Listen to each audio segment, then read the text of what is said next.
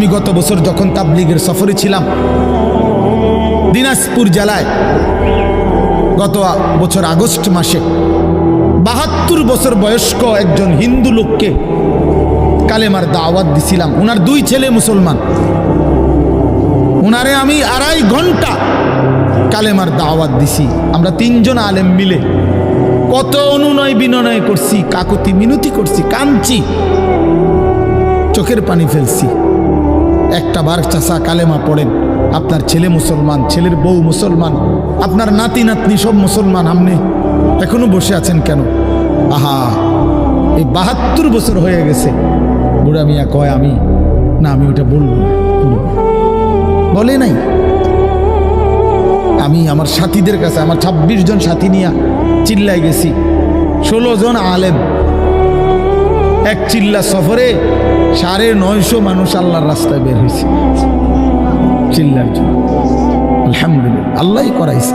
তো বলতেছিলাম, আমি সাথীদের কাছে এসে বলছিলাম যে দেখেন ৭২ বছর বয়স হয়ে গেছে, এক আল্লাহর বান্দা, তার জবান দিয়া কোনোদিন তার মালিকের নামটা বের হয়।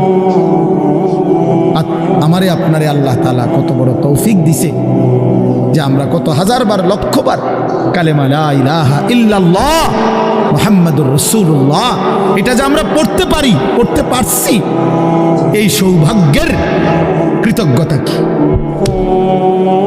এটা যদি আল্লাহ আমগো জবান দিয়ে কোনোদিন না বলাইতো। কথা বলে না বাপ?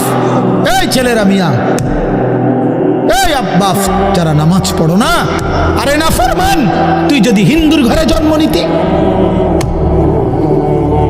তুই যদি ইহুদির ঘরে জন্ম নিতি, তুই যদি খ্রিস্টানের ঘরে জন্ম নিতি, বেটা কি হতো জীবন?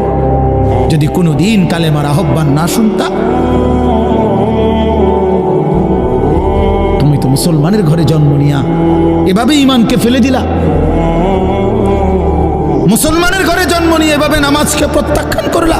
ছি ছি ছি ছি, তোমারে দেখে তো হিন্দুও হাসবে, তোমারে দেখে তো ইহুদিও হাসবে, তোমারে দেখে তো খ্রিস্টানও হাসবে, যে দেখছো ওই নাকি শ্রেষ্ঠ জাতি, ওদের ধর্ম নাকি শ্রেষ্ঠ ধর্ম, ওদের ধর্ম কোরআন নাকি শ্রেষ্ঠ কিতাব, ওদের শ্রেষ্ঠ ধর্ম ওদেরই পছন্দ হয় না, ওদের শ্রেষ্ঠ কিতাব ওরাই পড়তে পারে।